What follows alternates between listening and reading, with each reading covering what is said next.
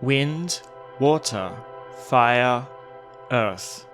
The radiance of the four crystals shed their everlasting light over the bosom of the world, granting their boons and blessings, and an abundance of wealth, to those that live their lives within this auspicious aura. What then would happen were this resource to be extracted forcefully, taken rather than given, against the will and limit of what the crystals are capable of gifting? Would the siphoning of this energy for the selfish benefit of mankind bring promises of tranquility and longevity to humanity? Or is this a dangerous road to tread, given that the resource may be limited?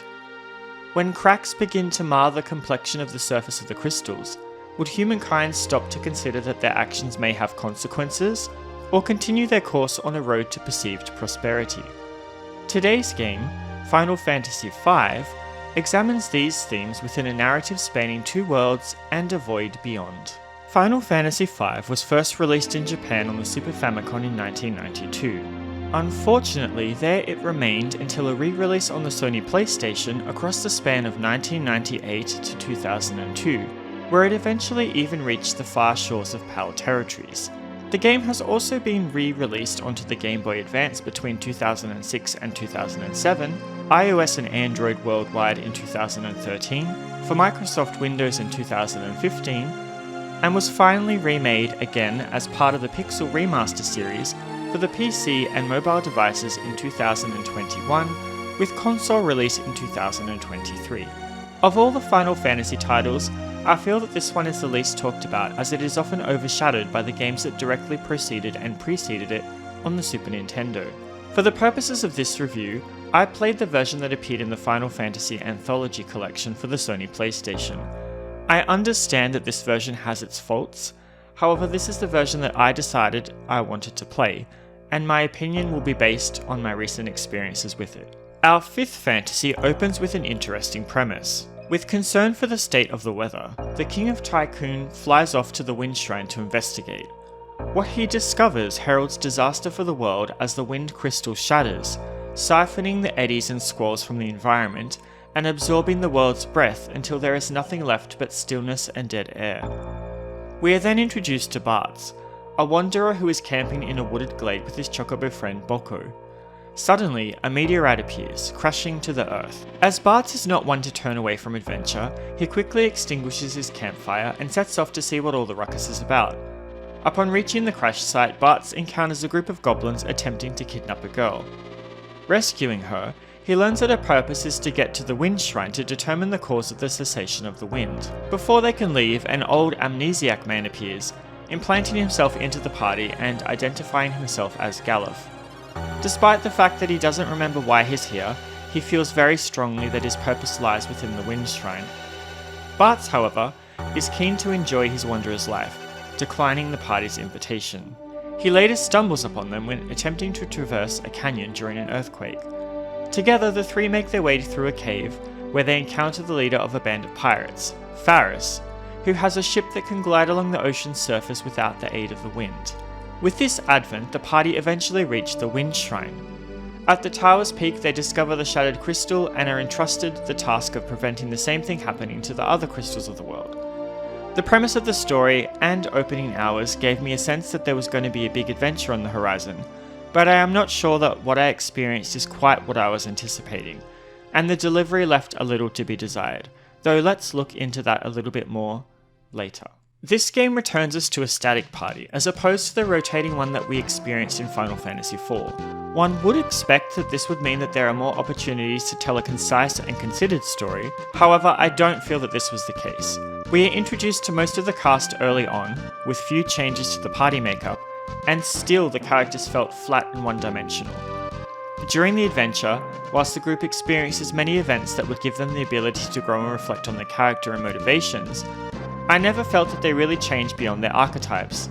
Bartz was always a wanderer, Reina was always a princess that showed resolve to protect those around her by needlessly throwing herself into dangerous situations, Galuf was just Galuf, and Faris never lost her pirate accent that carried throughout the narrative, despite her position being revealed midway through the game. I felt this was a missed opportunity, and that the game's plot was evidently secondary to the gameplay, which presents a more fleshed out version of Final Fantasy III's job system. Now the job system is where Final Fantasy V really shines, through the preparation of the battle party and the myriad of ways in which you can build an entourage to tackle almost any situation. The flexibility to choose what specializations your characters have, and change these between battles without penalty, was very refreshing. Gone are the days of being relegated to a job chain based on the initial class you chose at the onset of the game, or only being able to use abilities tied to the job that you bestow to a character. Here, a character can freely change across all the jobs and take one ability unlocked from another job to augment their current one. For example, to suit the demure nature of Reina, with the underlying fierceness of her resolve, I made her into a white mage and augmented this with Summoner. This meant that she could cure the wounds of injured allies, as well as dish out damage by aid of called upon beasts of legend. And whilst the story didn't deliver, I enjoyed that I could cast our heroes into roles that I felt suited the character through mixing and matching jobs and abilities. In effect, I made the story my own. In the beginning, you only have access to a few jobs, but will gain more as you collect crystal fragments across the adventure. When a character is assigned a job, they have access to all the passive abilities of that particular job that they have learned, without having to select it as a secondary ability. In effect, if you have someone assigned to Thief, they can then see hidden passages, but if you change that same person to a blue mage, you'd need to select the ability Secret to continue to see what's not immediately visible, at the cost of another ability that may assist to augment the blue mage within battle. It's always a payoff, and a fine balancing act, which was easy to get right in the beginning of the game, but got more difficult and tedious to predict what was required of me as the game played on. During their adventure, our heroes will visit many towns as well as explore forests, caves, ancient ruins, and other places that present dangerous situations that they will need to navigate. A keen eye will spot treasure littered about, which is generally quite useful whether it be equipment or healing ointments and poultices, though do be sure not to sleep in a tent in later areas of the game, as characters will not recover all of their HP and MP, which can become problematic if you haven't stocked cottages. Also make sure you save often, at the limited save points, or on the world map, as danger lurks around every corner, which leads to one of my biggest gripes with the game. Whilst the job system is great and it does encourage experimentation, this means that the bosses in the game cannot and could not have been programmed in the same way, or you'd end up with an easy experience in being able to steamroll the whole game. What ends up happening is that you'll build a party that you think is ready for any situation, and then promptly be shown a game over screen when the boss does something that you weren't expecting, or has immunities or counters to abilities that you've become so used to using that you became too complacent and stopped experimenting with the various jobs. The other issue is that jobs take ABP to level up their abilities, which is not easy to grind out in the early game. You'll be hard pressed to get more than 2 points at a time from some random battles, with bosses giving a little bit of a larger horde if you manage to beat them. Note that a character also must be alive at the end of battle to receive this experience. Experience points also play a role, accumulated from random encounters. However, I found that a character level had small impact compared to using the correct combination of jobs and abilities. One example that I found where I was defeated quite quickly is that you will fight Titan at one point in the story, only you don't know when this is, and without prior knowledge, you will die. If you do not have float on your characters, you are not going to be able to survive his Earthshaker move, and if you do happen to somehow brute force this battle, he will use the move as he dies, which kills your party anyway. A lot of these cheap shots soured my taste for the game, and when the story and its localization was also not quite up to par, it made me not even want to extend an olive branch and consider reconciliation.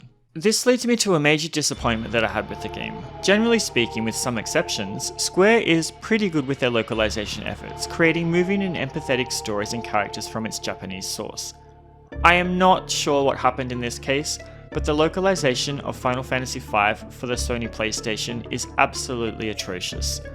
Not only do a lot of the items and monsters have complete mistranslations, but the way the characters talk most of the time completely took me out of the story. I understand that making Faris talk like a pirate may have been a novel concept, but it actually wasn't and became very grating. It was very annoying and made understanding her place within the narrative difficult, as you could hardly tell what she was saying, which is probably why she spoke so little compared to other characters in the party. I wish more care and consideration was put into extracting and forming a narrative that would have placed Final Fantasy V up there with the greats, rather than this egregious pile of chocobo turd that we were presented with. I have touched on the battle system a little earlier and wanted to expand on it further. As the party are traversing dangerous locations, they will be drawn into random encounters. Final Fantasy V uses the active time battle system that was popularised by Final Fantasy IV, but also shares the same issue. If you leave the game in active mode rather than wait, enemies will be able to select and execute their commands faster than you can stop to think and navigate the menus, especially if you are stocking a lot of items. I would recommend keeping the game on wait mode if you don't want to get overwhelmed. Most of the time your party starts the battle on the right side of the screen with the enemies on the left, though sometimes you will be ambushed, which messes with your rows, putting weaker members in the front line, whilst those that benefit from being on the front line being pushed just out of the enemy's reach. Characters can attack, change their row, use skills linked to their job or equipped ability, or use an item. And they can even defend. Escaping from battle can be accomplished by holding L1 and R1 at the same time, but be warned that your fingers will get tired as your characters refuse to leave battle whilst the enemies wail upon them, so escaping is not always the best option and you may end up seeing the game over screen. Throughout your adventure you will find weapons and armour either from stores in a town or inside the bottom of a treasure chest in a derelict location. Characters can equip these items based on their job, so for example, a white mage cannot equip a blade.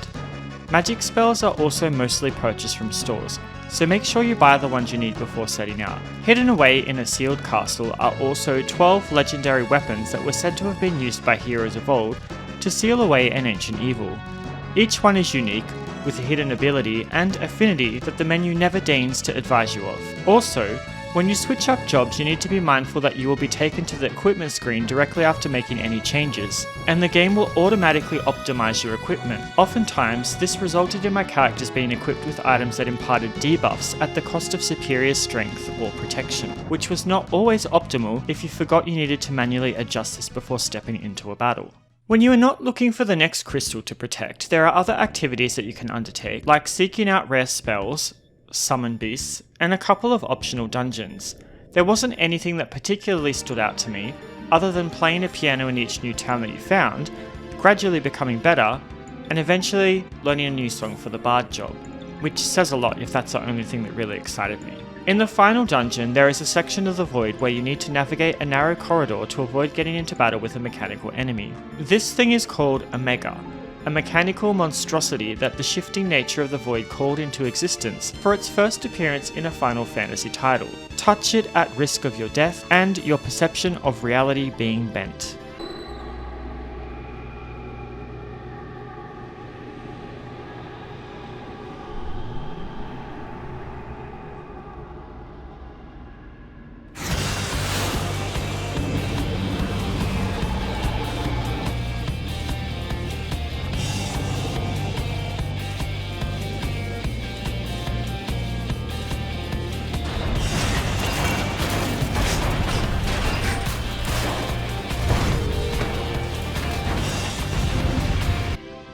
Graphically, Final Fantasy V doesn't provide anything nice to look at, and this is sad for me to admit. The game was developed in an era when Squaresoft was still finding its feet with how it wanted to present its games aesthetically, and looking at this compared to what we get these days is a far cry apart. I am glad that they expanded their capabilities, and I believe that the shift to 3D really assisted to enrich the imaginations of everyone charged with developing for the powerhouse. Character sprites do display differently in battle compared to on the field, and each job for each character has different graphics as well, which was a nice thoughtful touch. Monster designs are varied, some creepy, and I always appreciated seeing what I'd come up against next.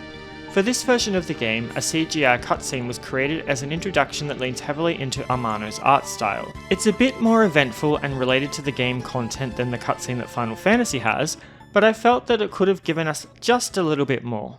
The soundtrack of Final Fantasy V is sadly not one of my favourites, I'd have to say, though on the same token Nobuo Uematsu did manage to create Battle on the Big Bridge, which has become Gilgamesh's theme and persisted into future titles in different iterations.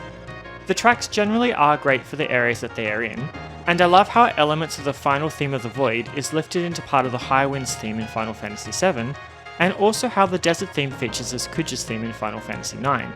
Despite this, the soundtrack isn't one that I find myself listening to much outside of playing the game. However, I do have to commend Uematsu for pushing the hardware to create beautiful and haunting melodies that enhance the mysticism of some of the locations. If you were to twist my arm and ask me to choose one track that I enjoyed, it would probably be Cursed Lands. It plays in areas of despair where derelict ghosts are enticing the hearts of men, or technology is forcing the power out of the crystal, which will inevitably lead to an explosion. I love the beat and the menace of the track, which warns of what's to come. Final Fantasy V is a game that is highly experimental, placing the systems and gameplay above the story, a little to its detriment. While some gamers may appreciate the flexibility of being able to build your battle party in any way that you wish, and finding the optimal strategy to take out bosses, I tired of it quickly. The fact that you needed to reconfigure your equipment after changing jobs or abilities, thanks to the lackluster auto-equip system, also didn't help. Despite these flaws, I can appreciate what this game did for future titles of the series, and the experience that the project gave to the Square development staff, who would go on to make great juggernauts both within Square and for external companies. If you're a hardcore Final Fantasy fan, I would recommend picking the game up to see where the job system really started to shine. Otherwise, I'd give it a miss. You won't be missing out on much. By the way, are there any games that you've struggled to like, but try as hard as you might, you cannot see why everyone else likes it? Let me know in the comments. This has been Venoir with a review of Final Fantasy V for the Sony PlayStation. If you enjoyed this review, please like and subscribe for more great JRPG content. As always, thanks for taking your time to watch this video. I appreciate you. Take care and catch you around next time. Bye bye for now.